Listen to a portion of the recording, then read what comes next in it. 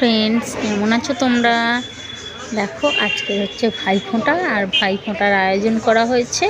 এখানে আমার জায়ের মেয়ে আমার দুটো ছেলেকে ফোঁটা দেবে, তার জন্য পুরো ব্যবস্থা করা হয়েছে। এই যে দুজনে এসে বসে পড়েছে, দুটো দাদা। ছোট বনু এখন ফোঁটা দেবে, এটা ছোট বনু। চলো, ওখানে বনু ফোঁটা দেওয়া হয়ে গেলে তারপরে ঠাম্মু ফোঁটা দেবে, আর ঠাম্মুর ফোঁটা দেওয়া শেষ হয়ে গেলে আমরা যাব বাপের বাড়িতে। আমি আমার ভাইদের ফোঁটা দেওয়ার জন্য যাব, তার জন্য একেবারেই রেডি হয়ে বেরিয়ে পড়েছি। এর ফোঁটা দেওয়া হয়ে গেলে আমরা চলে যাব। তো আমরা এসে গেছি। দেখো, এখানে এসে আমার বোনের মেয়ে আগে সবাইকে ফোঁটা দিচ্ছে, মানে ও একটু সব থেকে ছোটো, আর এর এতগুলো দাদা। তো আগে ও দাদাদেরকে ফোঁটা দিয়ে নিচ্ছে, ওর মানে ও সব থেকে ছোটো বলে, আর ওর দাদাগুলো ছোট ছোট সব, সেই জন্য আগে ও দিচ্ছে। তারপরে ওর দেয়া শেষ হয়ে গেলে তারপরে আমাদের চান্স পাবো। তো আগে ওরটা দিয়ে নিক, ওর যে কটা প্রিয় দাদা আছে সে কটা আগে দেবে তাদেরকে। হ্যাঁ, বোনের বর ওখানে সবজি কাটছে, আমার বর চেয়ারে বসে আছে, আর বোনের মেয়ে এই যে সবাইকে ফোঁটা দিচ্ছে, একটা ছোট্ট বাচ্চা।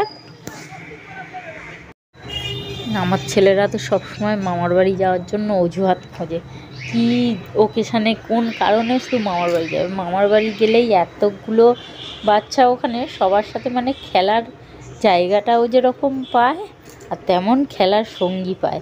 এখানে থেকে তো না খেলার সঙ্গী পায়, না খেলার কোনো জায়গা পায়, বাড়ির মধ্যেই থাকে। আর মামার বাড়ি গেলে যেন সে বলে না 10টা হাত পা গজায়, তো সেরকম হয়, ওদের 10টা হাত পা গজায় আর ওরা উড়ে বেড়ায়। সেই জন্য সারাক্ষণ অজুহাত খুঁজতে থাকে, কি করে মামার বাড়ি যাব, কবে মামার বাড়ি যাব। এই গেছে, যখন বাড়ি ফিরবে, ফিরে আবার বলবো মা কবে যাব মামার বাড়ি। এই যে আমার বোনের মেয়ে ওই ফোঁটা দিয়ে দিল, হ্যাঁ, ওখানে ওরা সব গল্প করে যাচ্ছে। এই সে নমস্কার করে নিল সবাইকে হাত জোড়ো করে। চলো, ওর তো ফোঁটা দেওয়া হয়ে গেছে, ও সবাইকে হাত জোড়ো করে নমস্কার করে নিয়েছে। এবার বাকি আমার মা এবার সব নাতিদের ফোঁটা দিচ্ছে। নাতিরাও তো ভাই, তাই নাতিদেরকে ফোঁটা দিচ্ছে আমার মা, সব কটা নাতিকে। তাই সবাই একটু ভালো করে মজা করে দিচ্ছে। একরকম কথা বলছে, ও একরকম কথা বলছে। এই নাতিগুলো গিফট দিচ্ছে, দেখো আমাকে নিয়ে সব গিফট দিচ্ছে একটা একটা করে। যখনই যাই বাপের বাড়িতে খুব মজা হয় আমাদের, কারণ ওখানে এতজন থাকে। আমরা তো 5টা বোন, আর 5টা বোনের এতগুলো বাচ্চা, সাথে বড়রা সবাই মিলে অনেকজন হয়ে যায় বাড়িতে। তখন একটা মানে যে কোনো শুধু সাধারণ এমনি সময় গেলেও সেখানে একটা পার্টি হয়ে যায়, মানে একটা অনুষ্ঠান বাড়ির মতো হয়ে যায়।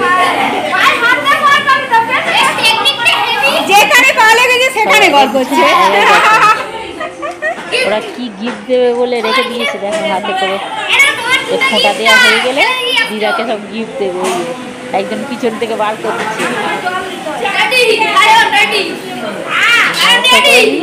এবার গিফটটা না, গিফট সবাই দিয়েছে, 4জন 4টে গিফট দিয়েছে। চলো, মায়ের তো ফোঁটা দেওয়া হয়ে গেছে, এবার আমরা দিই আমাদের ভাইদের।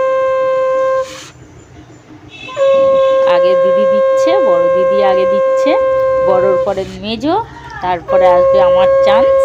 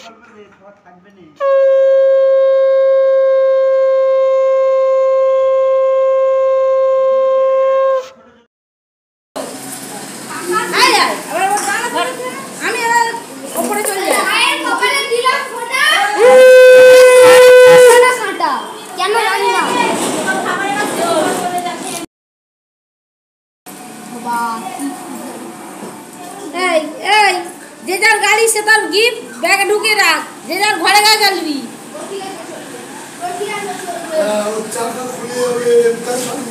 কোনো ওই নাই চপ সব শুরু হয়ে যাবে।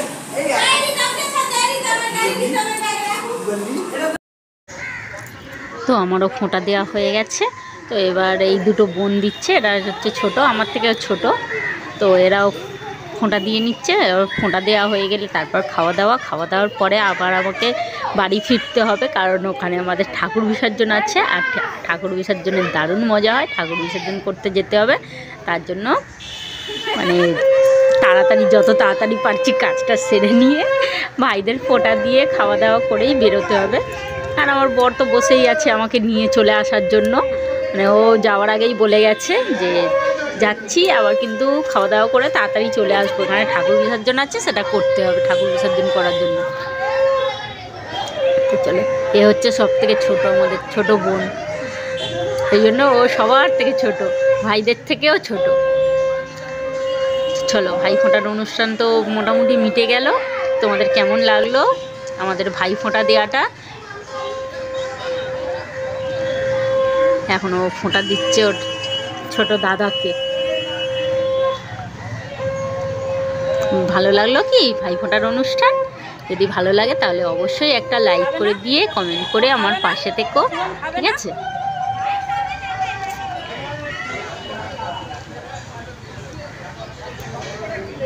তো এখন ওদের মিষ্টি খাওয়ার পর্ব চলছে। আমরা মিষ্টি খাওয়াইনি, মানে খাওয়াচ্ছিলাম, বললো পরে খাবো। এবার ও যেহেতু সব থেকে ছোটো লাস্টে, সেই জন্য ওর কাছে খেয়ে নিল। দেখো এখানে ফ্রাইড রাইস হয়েছে, আমাদের ফ্রাইড রাইস বানিয়েছে আর চিকেন কষা। এটা ফ্রাইড রাইস একটা গামলিতে রেখেছে, আবার সাইডেও আরেকটা গামলিতে রেখেছে, মানে অনেকটা তো সেই জন্য দুটো জায়গায় রেখেছে। আর তার সাথে আছে মাংস, কষা মাংস করেছে। এই যে এই কটা হচ্ছে ছোট বাচ্চা, মানে এগুলো সব আমার দিদির বোনের সবার বাচ্চা হচ্ছে এই কটা, এত কটা এরা ভাই। ওদের একটাই মাত্র বোন, এই যে সব দাদাদের ফোঁটা দেয়, এটা হচ্ছে ছোট বোন। যেহেতু আমরা 8 ভাই বোন, ওদের এতগুলো ভাই বোন। তো খাওয়া দাওয়া সেরে সবাই একটা চটপট করে ফটো তুলে নিয়েছে, কারণ সবাইকেই বাড়ি যেতে হবে। তো আমরা বাড়িতে তো চলে এসেছি, এসে সন্ধেবেলা চলে এলাম এখানে রেডি হয়ে, যে আমাকে ঠাকুরকে বরণ করতে যেতে হবে। এত বড় ঠাকুর আমাদের, তো তোমাদের তো আগে দেখিয়েছি যে এত বড় ঠাকুরটা। তো আমাদের ওটা সিঁড়ি করে দিয়েছে, সিঁড়ি দিয়ে ওপরে উঠে মাকে বরণ করার জন্য। তো আমি এখন মাকে সিঁদুর দিচ্ছি, সিঁদুর দিয়ে তারপরে একটু মজা টজা হবে, সবাই গল্প হবে, আড্ডা মারা হবে। আর পুজো মানেই তো হচ্ছে মজা, আড্ডা মারা।